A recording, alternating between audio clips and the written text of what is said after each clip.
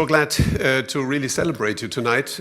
Most importantly, apart from all the reasons that we heard, because you are a role model for other young founders, for entrepreneurs who really have great ideas, crazy ideas, unconventional ideas, and need encouragement to simply do it and go for it.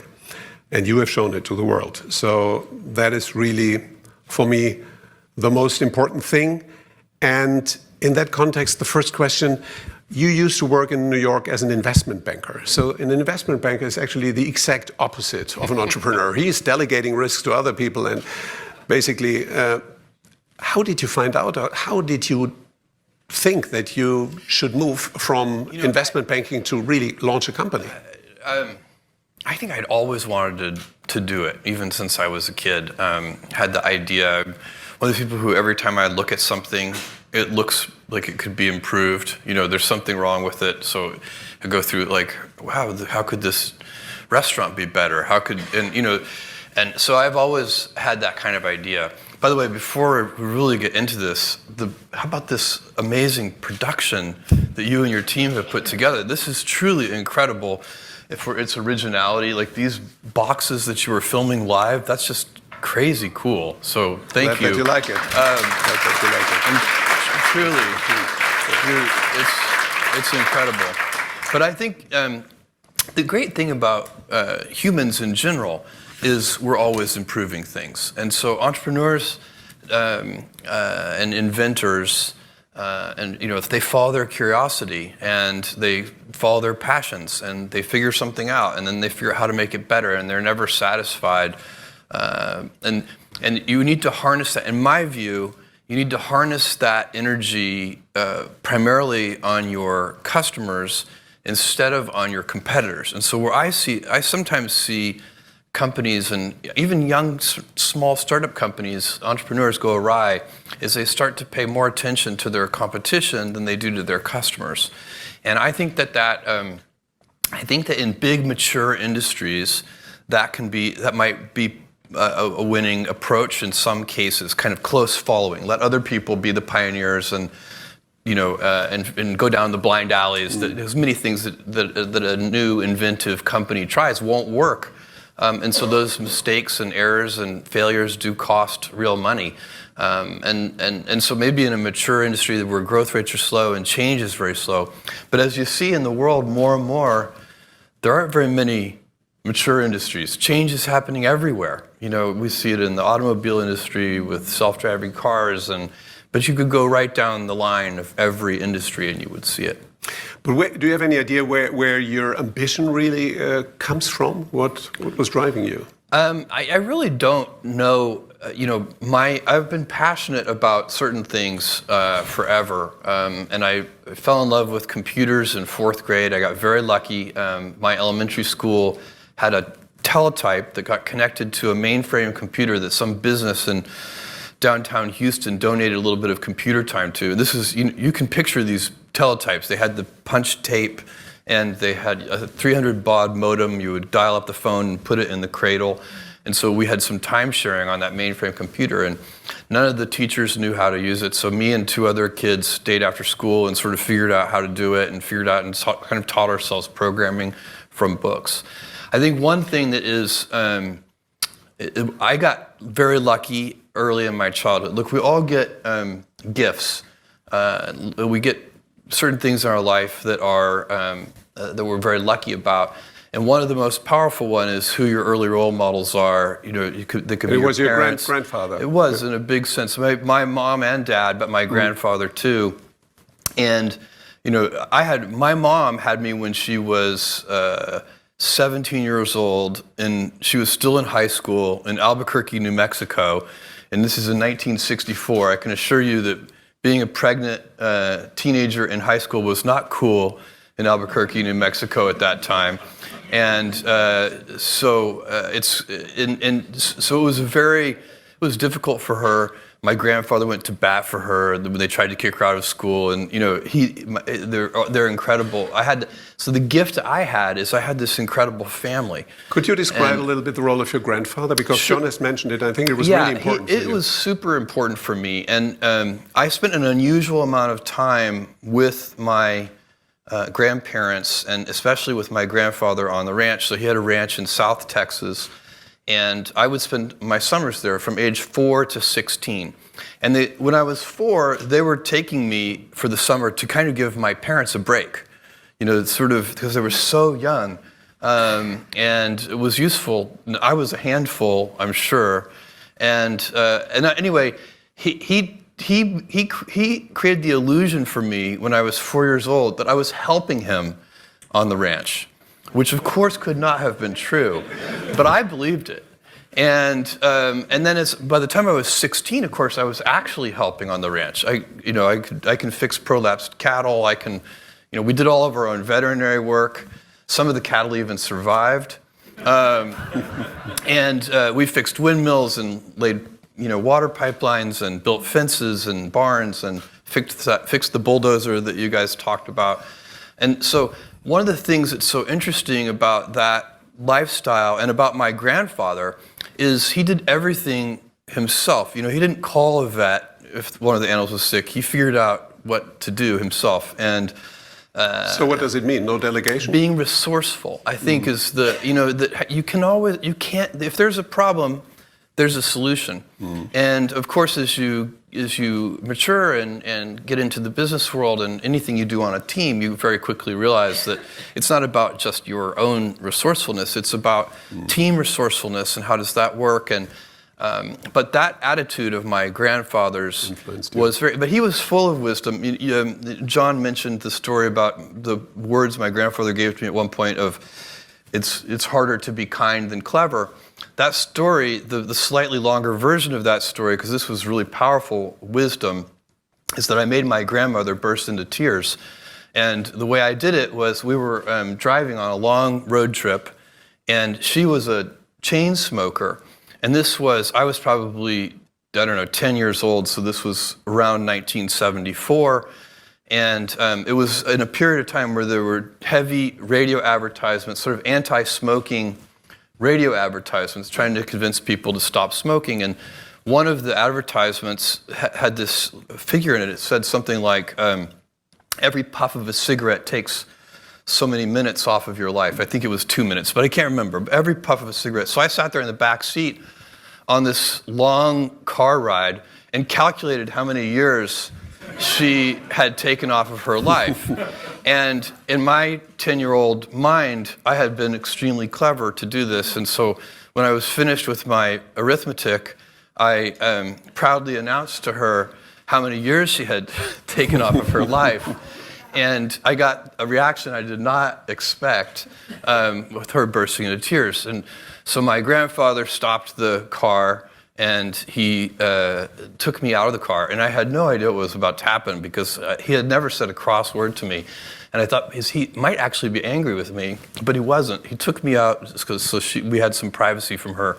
And he said these incredible words. He said, you're gonna figure out one day that it's harder to be kind than clever. Wonderful. Actually, your brother also plays an important role. You have a very good relationship. Yes, is it actually true that he's still a firefighter? He is. He's a volunteer firefighter in Scarsdale, New York. He's also the funniest person I know.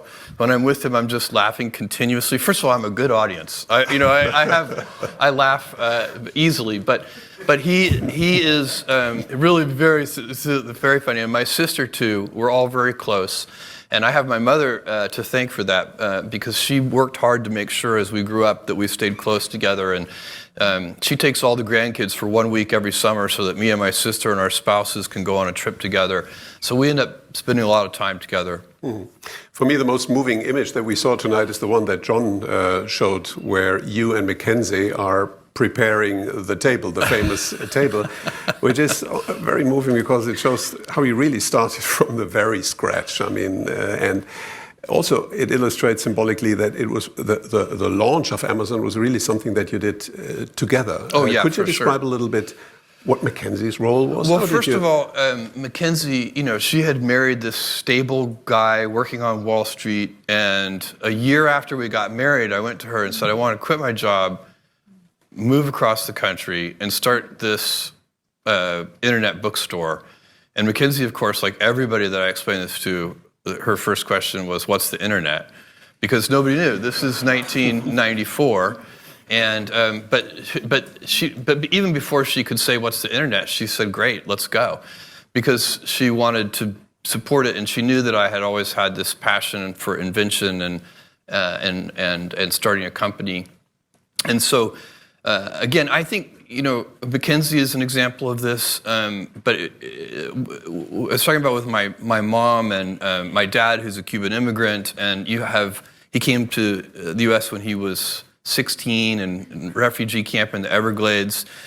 They're so loving and supportive that when you have loving and supportive people in your life, like Mackenzie, my parents, my grandfather, my grandmother, you end up being able to take risk.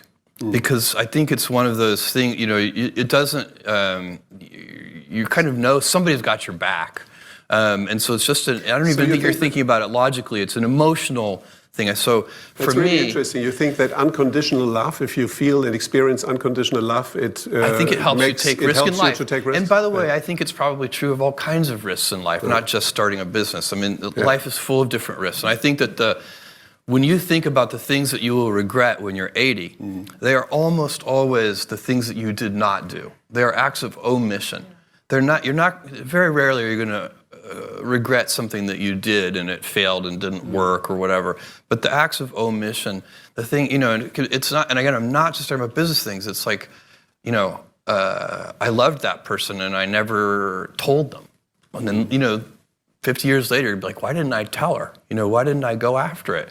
So that's the kind of life regret that is very hard to be happy about when you're telling yourself in a private moment that story of your life.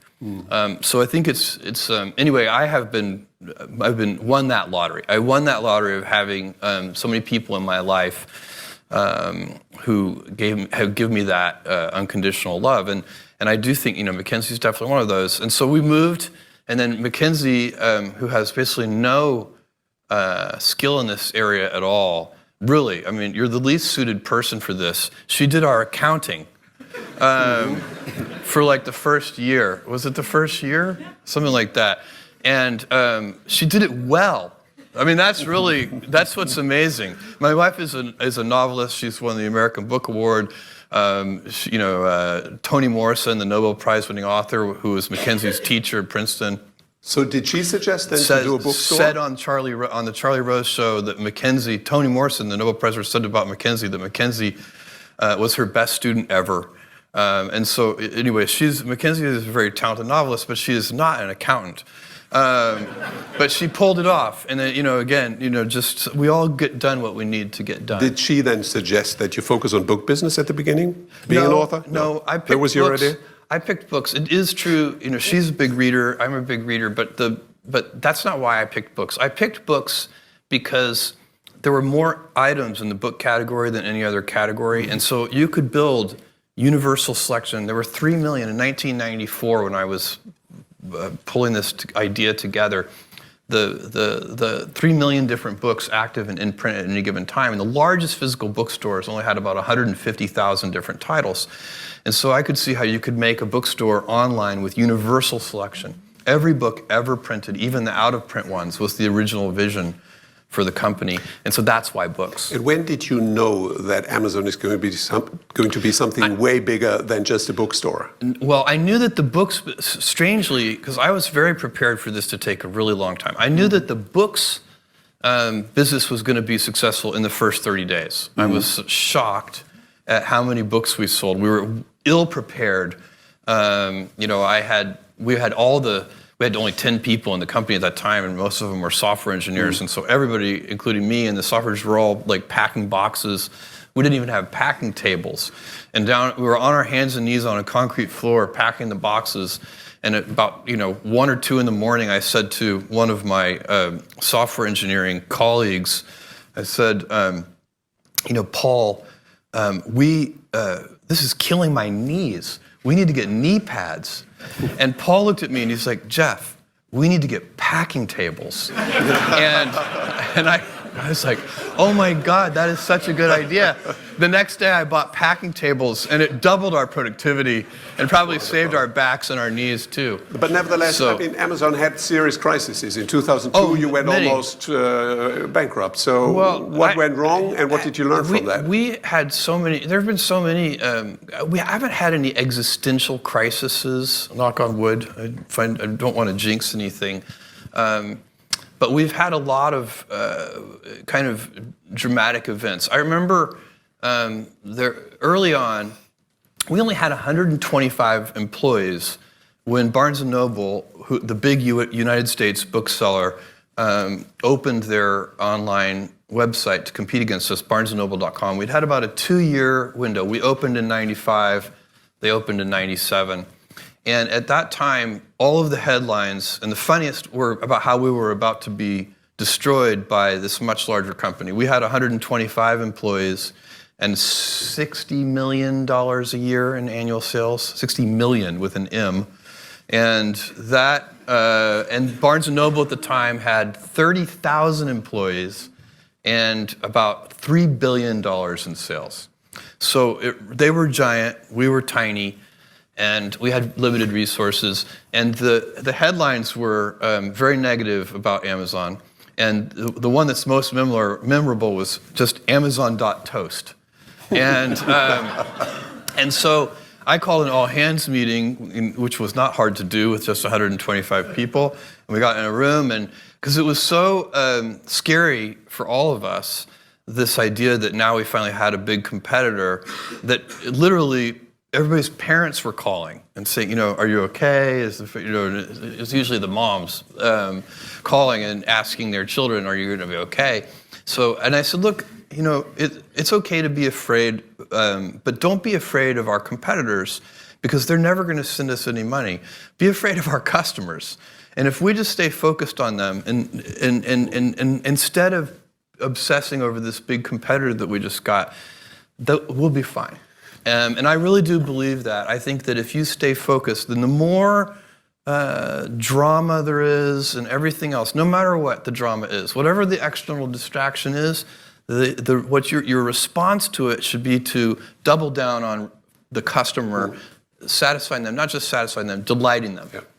Today, Amazon is employing 566,000 people. You're probably the biggest job creator of recent times. At the same time, you're aggressively criticized by unions and by media for paying low wages, for inappropriate working conditions. How do you deal with these accusations? Well, first of all, when any criticism, my approach to criticism and what I teach and preach inside Amazon is when you're criticized, first look in a mirror and decide, are your critics right? If they're right, change. Don't resist. Right? No, but not in this case. But we've had critics be right before, and we've changed. We have made mistakes, and I can go through a long list. Probably one of the early most painful ones. It's so stupid. It's hard to believe how we ever did it. But early on with the Kindle, maybe the first year of the Kindle or the second year of the Kindle, we had accidentally, illegally sold or given away, I guess, copies of the famous novel 1984 because it had a complicated copyright history. It was in copyright in the US and not in the UK or something strange like this. So it was in the public domain, but only in certain geographies. And we had screwed that up.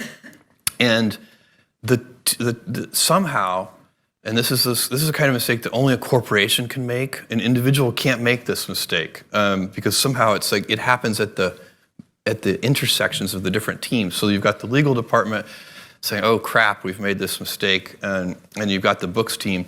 Anyway, the answer that the company came up with was to, without any notice or warning, just electronically go into everybody's Kindle who had downloaded that book and just disappear it.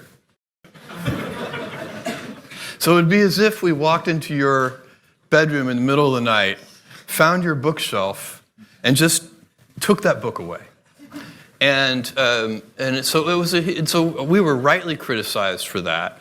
It was, and we responded to that.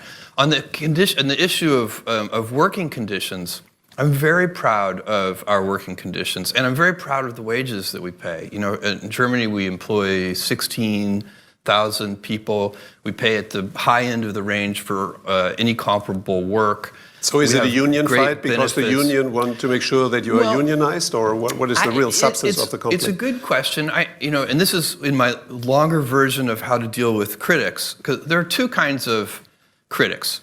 There are well-meaning critics who, they're worried it's not going to work, but they do want it to work. And so it could be, I can give you an example, customer reviews would be one of those. When we first did customer reviews 20 years ago, some book publishers were not happy about it because some of them were negative.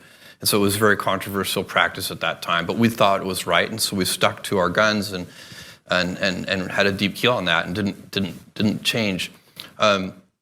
But there's a second kind of critic, which is the self-interested critic, and they come in all shapes and sizes. You know, so they can be any kind of institution, competitors, of course.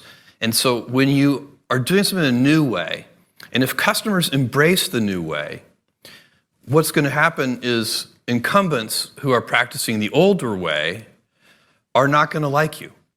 And they're going to be self-interested critics. And so you do need, as you're looking yourself in the mirror, to try and tease those two things apart. You know, in our view, you know, we have workers' councils, of course, and we have very good communications with our employees. So we don't believe that we need a union to be an intermediary between us and our employees. But of course, at the end of the day, it's always the employee's choice, and that's how it should be. So but for sure, we would be very naive to believe that we're not going to be criticized. I mean, that's just part of the terrain. You have to accept that. One that I tell people is, if you're going to do anything new or innovative, you have to be willing to be misunderstood. If you can't afford to be misunderstood, then for goodness sake, don't do anything new or innovative. Maggie Thatcher said leadership is not to be pleased by the moment. Perfect. But your most prominent critic at the moment is the President of the United States.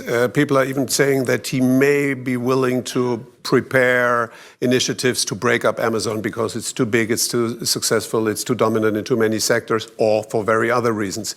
First of all, is this scenario of a breakup something that you take seriously, or you think it's just a fantasy?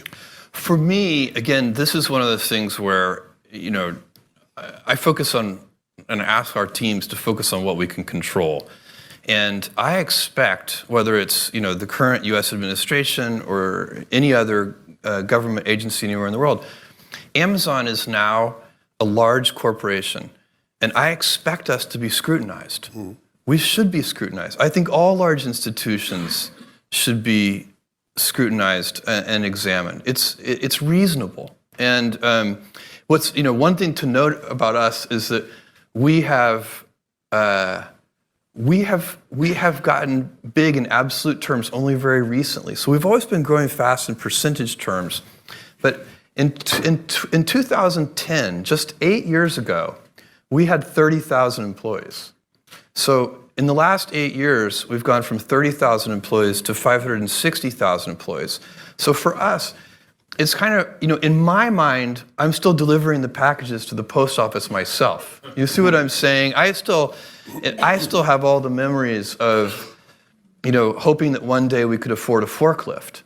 And so obviously that's my intellectual brain knows that's just not the case anymore. We have 560,000 employees all over the world, and I know we should be scrutinized, and I think it's true. Big government institutions should be scrutinized. Big nonprofit institutions should be scrutinized. Big universities should be scrutinized. It just makes sense. And that's, by the way, why the work that the Washington Post and the other great newspapers around the world do is so important, because they're often the ones doing that initial scrutiny even before the government agencies do. But in a way, the general sentiment towards the big innovative tech companies has changed. I mean, Facebook, Google, Apple, Amazon, they used to be seen as the nice guys in T-shirts that are saving the world, and now they are sometimes portrayed as the kind of evil of the world. And the debate about the big four or the big five, The Economist is suggesting a split up. Other powerful people like George Soros are giving speeches in Davos. The EU Commission is taking pretty tough positions here.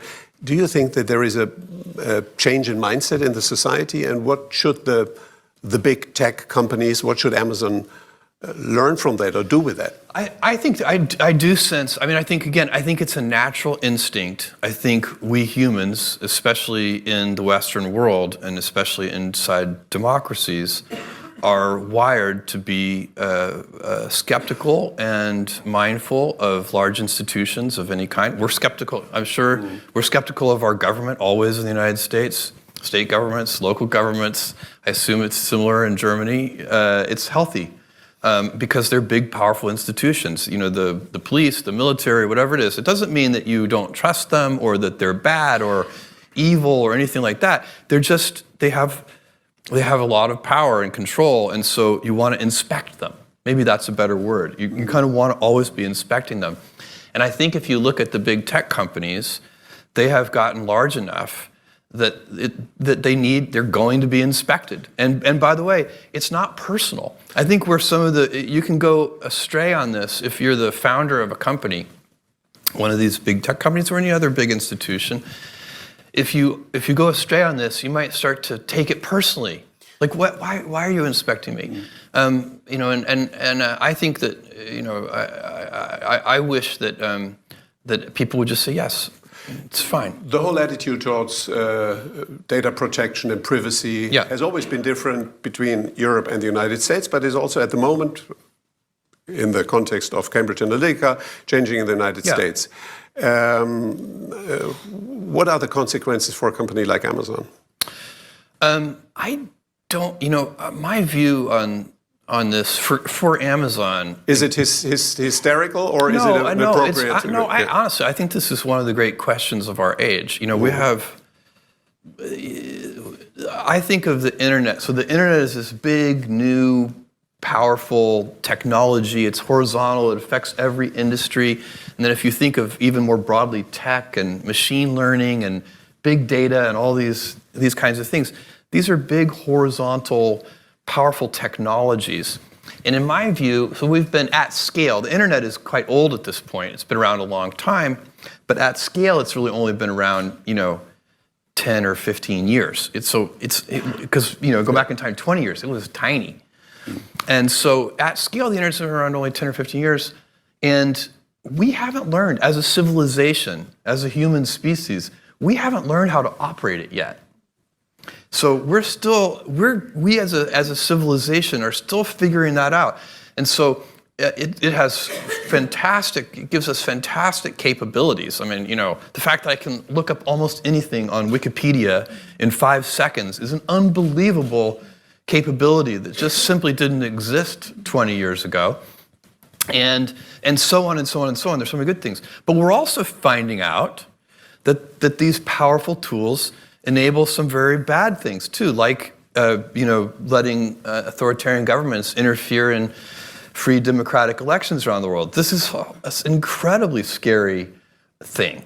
So you are advocating a balance of, let's say, entrepreneurs who are really moving their businesses forward, politicians and regulators who are defining a certain framework, society, journalists who are asking unpleasant questions. So that's an ecosystem. My view on Amazon's role in this, which is what you asked me, is I think, first of all, we have a duty on behalf of society to try and help educate any regulators, you know, give them our point of view on this sincerely, without any cynicism or skepticism. This is what we believe, and then, but it's not ultimately our decision. So we will work with any set of regulations that we're given. Ultimately, society decides that. We will follow those rules. regardless of the impact they have on our business. And we will find a new way, if need be, to delight customers. So we will always be, again, some of these things, what you have to worry about is the problem, what I would not want to see happen is that you don't want to block invention and innovation. So that's always one of the unintended consequences often of regulation is that it really favors the incumbents. Now, Amazon at this point is an incumbent, so maybe I should be happy about that, but I wouldn't be, because I think for society, you really want to see continued progress. You really want to see, so to the degree that we have regulation, you want to be sure that it is incenting innovation and not blocking it, while at the same time protecting it. But data security, privacy, encryption, how do you safeguard people's physical safety against terrorists and bad actors all over the world, and how do you balance that against privacy? These are very challenging questions, and we are running out of time. But we're not going to answer them in even a few years. I mean, I think it's going to be an ongoing thing for. But data security and privacy is going to be a competitive advantage for companies, or disadvantage if they are not respectful with that. I 100% agree with this, and I think with customers. One of the reasons we have been able to extend into new business areas and first new product categories going way back. We just sold books, and then we started selling music and DVDs and electronics and toys and so on. And then we've extended into electronic reading with Kindle. The reason customers have been receptive in large part to our new initiatives is because we have worked hard to earn trust with them. Earning trust with customers is a valuable business asset. And if you mistreat their data, they will know. They will figure it out. Customers are very smart. You should never underestimate customers. People are getting hungry, but I have some brief questions left. You are preparing a second headquarters. It's going to be in the US. Why didn't you consider to do it in Europe? I wanted it in a time zone we looked at Canada, US, and Mexico. So it's not Toronto anti-Europe decision. It's not an anti-Europe decision. I'm glad to hear that. No. When you bought the Post, there were people saying, "Well, that's just a personal toy. He wants to have some political influence." Yeah. Other people thought that is a new strategic element of Jeff's strategy. Yeah. So what was it?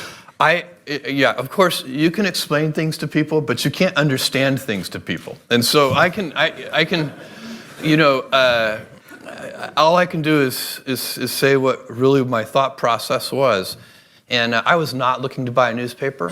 It had never even crossed my mind, and so when the opportunity came up, because I only came up because I had known Don Graham at that point for more than 15 years. Any of you who are lucky enough to know Don knows that he is the most honorable gentleman that you'll ever meet. You know Don very well.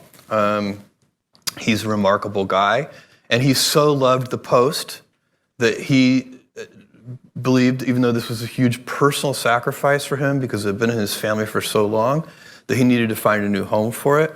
There were certain purchasers he was hoping would not end up buying the Post because he wanted it to remain independent.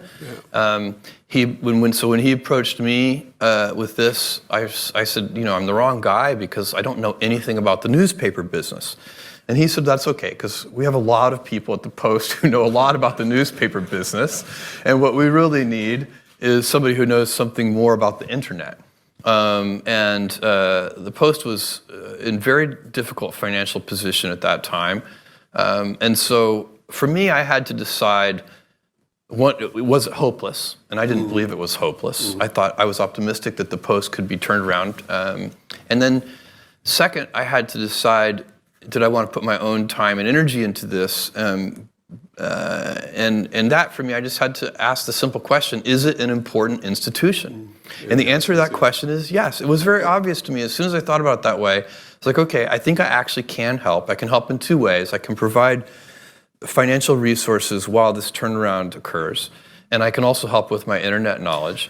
And then, is it an institution worth saving? You bet. It's the most important newspaper in the most important capital city in the Western world. Crazy not to save that newspaper. I assume that I'm going to be very happy when I'm 80 that I made that decision.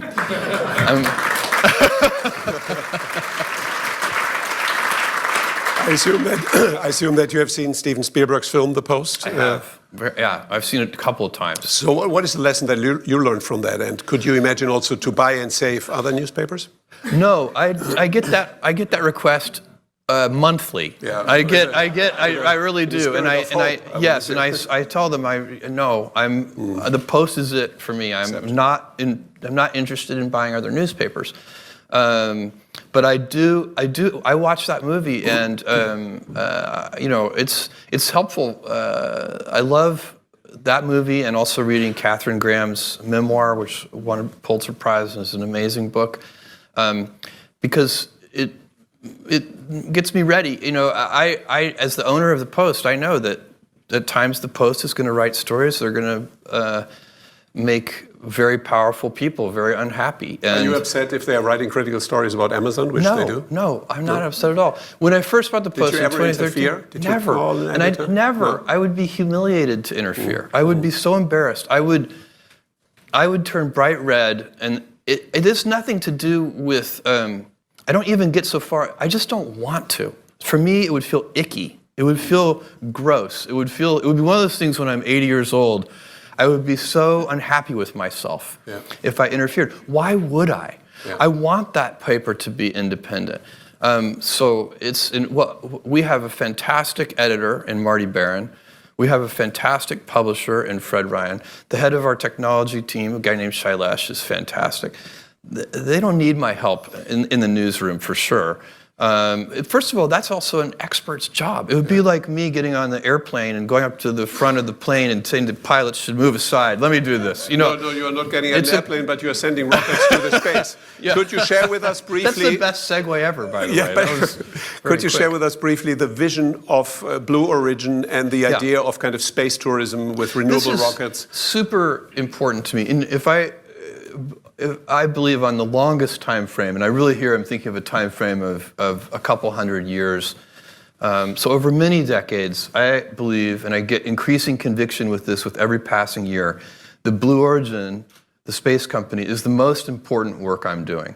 And so there is a whole plan for Blue Origin. So you'd say retail, online, e-commerce, publishing, that's all less relevant than the space project. And I'll tell you why. And so first of all, of course, I'm interested in space because I'm passionate about it, and I've been studying it and thinking about it since I'm a 5-year-old boy. But that is not why I'm pursuing this work. I'm pursuing this work because I believe if we don't, we will eventually end up with a civilization of stasis, which I find very demoralizing. I don't want my great-grandchildren's great-grandchildren to live in a civilization of stasis. We all enjoy a dynamic civilization of growth and change, and let's think about what powers that. We are not really energy constrained, and so let me give you just a couple of numbers. If you take your body, your metabolic rate as a human, as just an animal, you eat food, that's your metabolism, you burn about 100 watts. Your power, your body is about 100, it's the same as a 100-watt light bulb. We're incredibly efficient. Your brain is about 60 watts of that. Amazing.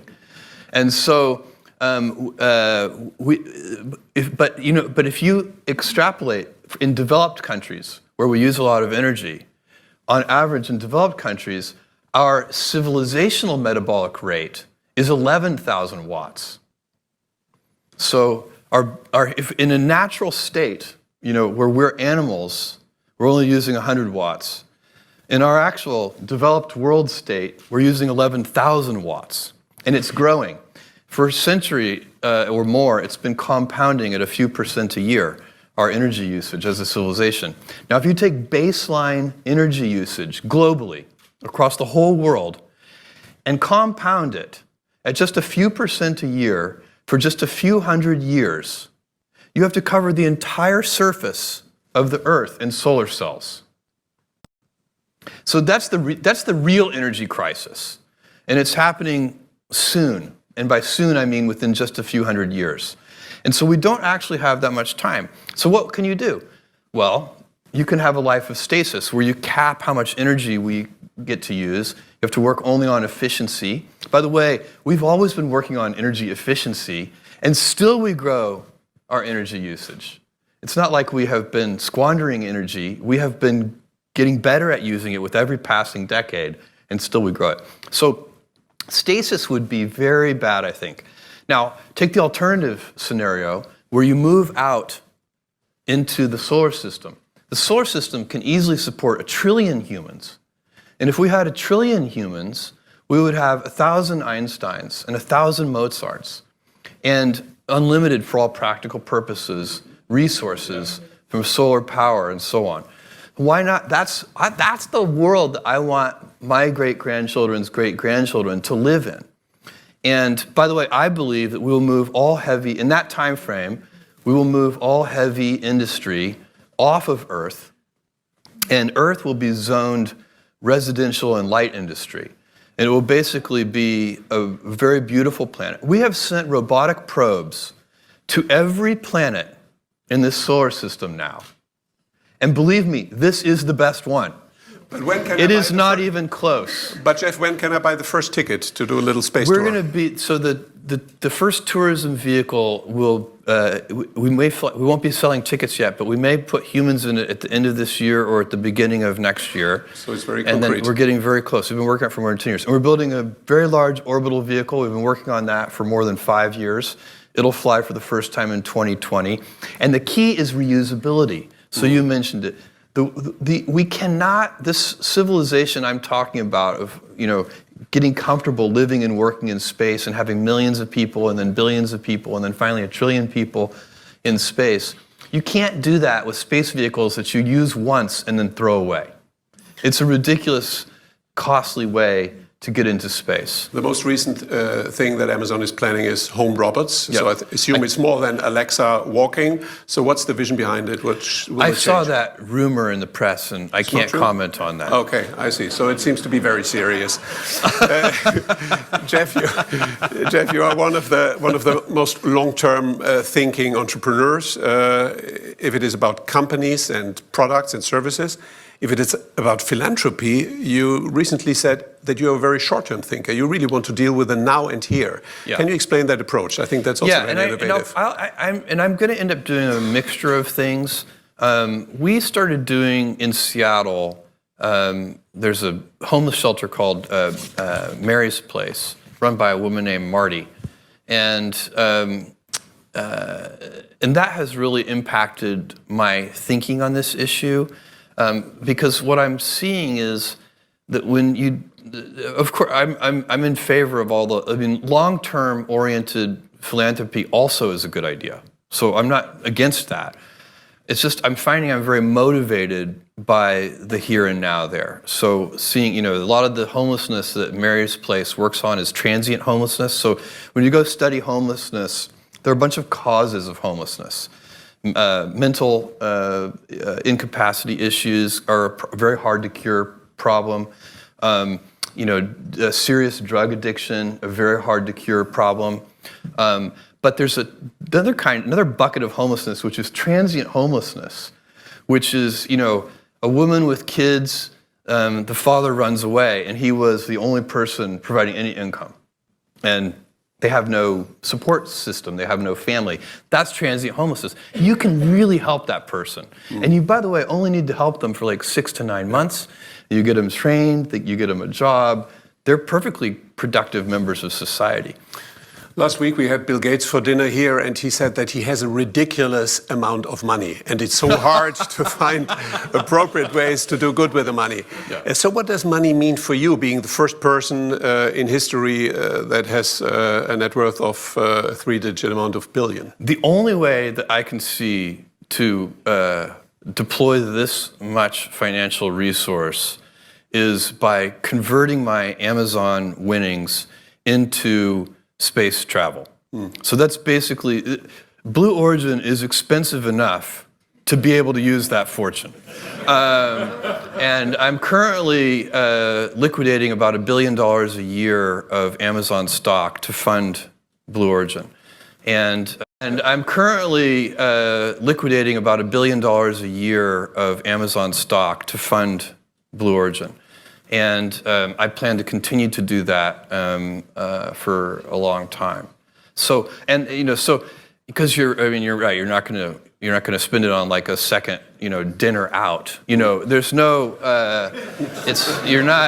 that's not what we're talking about. Yeah. So for me, I'm very lucky because I feel like I have a mission-driven purpose with Blue Origin that is, I think, incredibly important for civilization long-term. And I am going to use my financial lottery winnings from Amazon to fund that. With regard to your personal lifestyle, there are no guilty pleasures that you are doing unreasonable things with money? I don't think they're that guilty. I mean, I have lots of pleasures, and we just came back from an amazing trip with the kids. Mackenzie and I did. She planned the whole thing. It was her birthday trip, but she planned it all. We went to Norway for 3 days, and we stayed in an ice hotel. We went dog sledding. We went to a wolf preserve and actually got to interact with these timber wolves.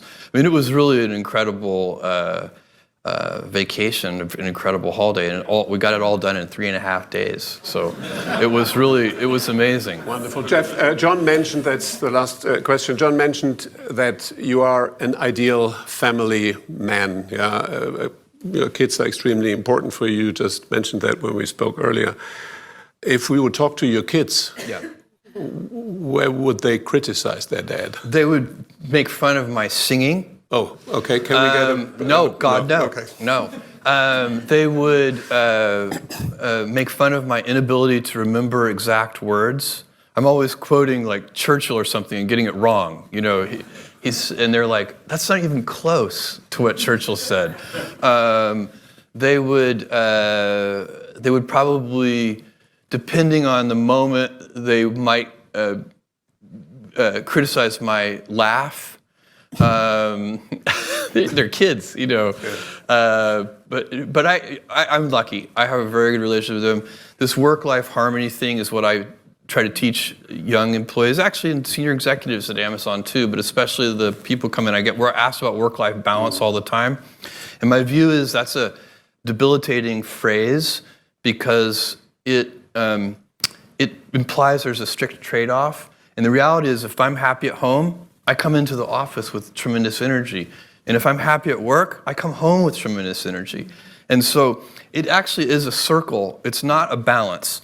And I think that is worth everybody paying attention to. You never want to be that guy. And we all have a coworker who is that person who, as soon as they come into the meeting, they drain all of the energy out of the room. Mm. You can just feel the energy level go, whoosh. You don't want to be that guy. So you want who, as soon as they come into the meeting, they drain all of the energy out of the room. Mm. You can just feel the energy level go, whoosh. You don't want to be that guy. So you want to come into the office and give everybody a kick in their step. Jeff, we thank you very much. We congratulate you for